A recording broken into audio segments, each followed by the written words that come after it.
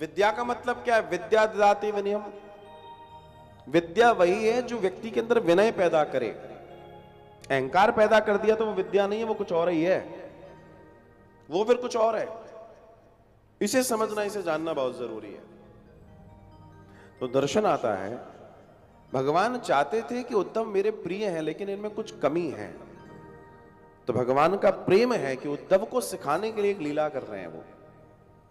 कई बार मनुष्य समझ नहीं पाता कि उनके लिए जो कार्य हो रहा है, सोचता है मेरे विरोध में हो रहा है, नहीं, ये तुम्हारे भले के लिए हो रहा है, ये वो जानता है। तो हुआ ये कि उद्धव ने जब पूछा कि क्या हुआ, तो भगवान श्री कृष्ण के नेत्रों में जल आ गया। अरे तुम रो रहे हो, तुम राजकुमार हो, मथुरा के इतने बड़े राज्य के राजकुमार, तुम रो रहे हो, ये तुम्हें शोभा देता है? भगवान देख रहे हैं उद्धव को। अरे बताओ क्या बात है, हम देखते हैं। भगवान ने जब देखा कि उद्धव बिल्कुल आतुर हैं जानने के लिए, तो भगवान कहते हैं, उद्धव मोहे ब्रज बिसरत नाही, हंस सुता को सुंदर कर लब और कुंजन की छाही, मोहे ब्रज बिसरत नाही। मुझे ब्रज की बात याद आ रही है, मुझे यशोदा याद आ रही है, मुझे नंद बाबा याद आ रहे हैं, मुझे गैया मैया याद आ रही हैं, मुझे सब याद आते हैं और मैं उनके बिना नहीं रह पा रहा हूं। भगवान और तेज जल आंखों से सजल हो गए। उद्धव कहते हैं ठीक है, और उद्धव ने ज्ञान देना शुरू किया। और कहते हैं कुछ क्षणों में ही उद्धव ने भगवान श्री कृष्ण को बिल्कुल खुश प्रसन्न कर दिया। अब उद्धव सोच रहे मैंने कर दिया, जबकि ये लीला है, अभी पता पड़ेगा। तो भगवान ने अपने आंसू पहुंचे, अरे वाह उद्धव, तुमने तो मुझे ज्ञान दे दिया, तुमने आनंद कर दिया, अब तुम एक छोटा सा काम और कर दो। भगवान ने कहा छोटा सा काम कर दो। उद्धव ने कहा, बोला एक बार वृंदावन चले जाओ। हमने सुना है आज भी हमारी याद में वृंदावन में लोग रो रहे हैं, तो तुम चले जाओगे, सबको आश्वस्त कर आओ, जैसे मुझे ज्ञान दे दिया वैसे उनको ज्ञान दे आओ, मामला ठीक हो जाएगा, मामला बढ़िया हो जाएगा। तो दर्शन आता है कि जब ये घटना घटी तो उद्धव जी कहते हैं, अरे ये कौन सी बड़ी बात है, हम सुबह जाएंगे, शाम को आ जाएंगे और तुम्हारा जो काम है वो कर आएंगे, सब प्रसन्न हो जाएंगे। भगवान कहते हैं बिल्कुल जाओ। दूसरे दिन भोर हुई, उद्धव निकले। उद्धव जो निकले, उद्धव पहुंचे, वृंदावन की सीमा में प्रवेश कर रहे हैं, तो उद्धव क्या देख रहे हैं, चारों तरफ निराश लोग दिखाई दे रहे हैं, रोते हुए। 12 वर्ष हो गए कृष्ण को गए, रोते हुए लोग, और क्या है मुंह पर, एक ही कृष्ण कृष्ण हे कृष्ण, हा कृष्ण हे कृष्ण हा कृष्ण। उद्धव को पहला झटका लगा, ये क्या है? ज्ञानी व्यक्ति प्रेम नहीं समझ पाता, भाव नहीं समझ पाता। जो ज्ञान मार्गी व्यक्ति है ना, उसको ये चीजें समझ में नहीं आती। सोचता है नहीं, प्रिंसिपल्स पर, सिद्धांतों पर, सूत्रों पर ही कार्य होता है। ध्यान रखना, इसके अलावा भी दुनिया में कुछ ऐसे कार्य हैं जो बिना सूत्रों के होते हैं और उसका कोई सूत्र नहीं होता। प्रेम गली अति सांकरी, जामे दो न समाए। दर्शन है, आगे बढ़े, नंद भवन का रास्ता पूछ रहे हैं लोग, बस ऐसे कह रहे हैं, ऐसे हाथ हिला रहे हैं, बोल नहीं रहे। कृष्ण निराश, आंखें ऐसी बड़ी बड़ी सूज गई हैं, मुरझाए पड़े हैं, खेती भी कर रहे हैं तो ऐसे बस जैसे लाशें चल रही हो, गैया हो, मयूर हो, पक्षी हो, मरकट हो, सब शिथिल।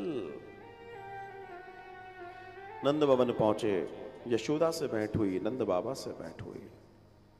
जब यशोदा और नंद बाबा से भेंट हुई, और जो विरह चर्चा हुई है, उससे इस ज्ञानी की आंखों में आंसू आए, ये रोया।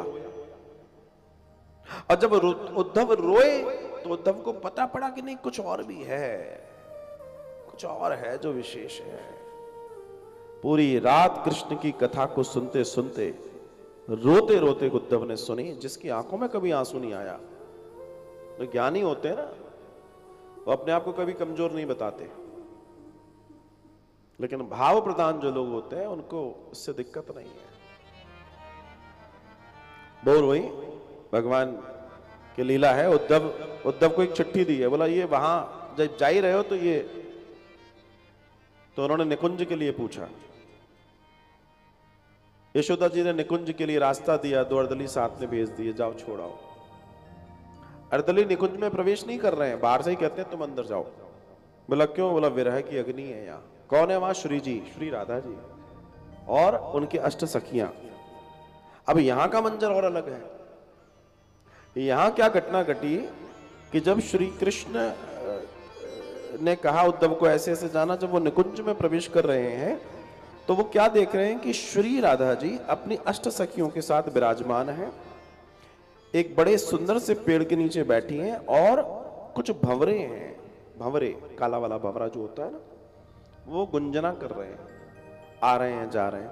तो श्री राधा जी और सखियां उनसे बात कर रही हैं, भाग यहां से, तू भी कन्हैया जैसा है, दिखने में भी वैसे ही, काम भी तेरे वैसे ही। जैसे पुष्पों का पराग ले जाकर तू उन्हें रसविहीन कर देता है, वैसे ही वो हमारे मन को लेकर रसविहीन कर गया।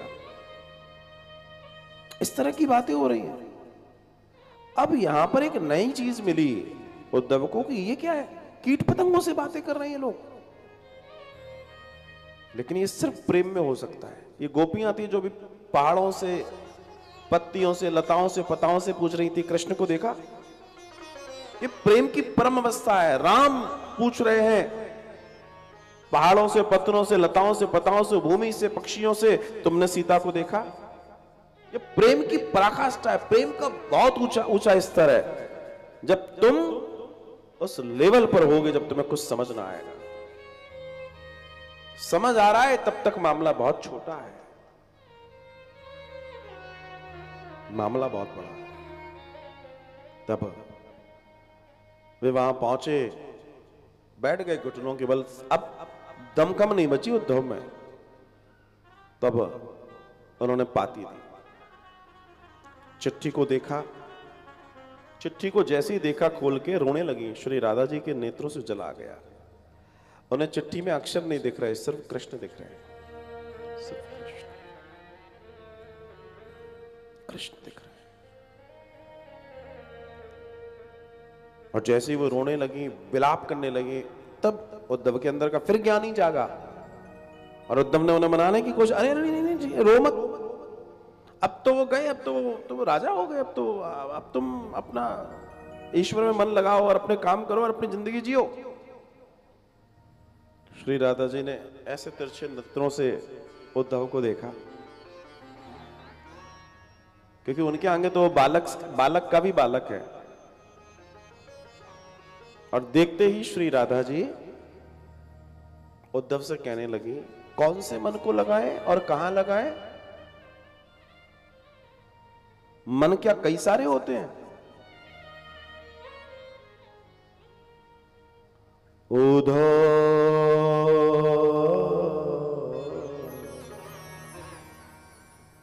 मन न भये तस्वीर, एक हतो गया श्याम संग, अब को आराधे। कौन सा मन और कौन से भगवान में लगा, ये तो बता। जो मन था वो तो चला गया। कि कृष्ण तन कृष्ण मन कृष्ण ही हमारा धन धन, आठों यामों दो हमें कृष्ण से ही काम। उदो तुम भय मोरे पाती लेके आए दौड़े, और तेरा योग कौन जाने, यहां तो रोम रोम शाम। तो किसे ज्ञान दे रहा है?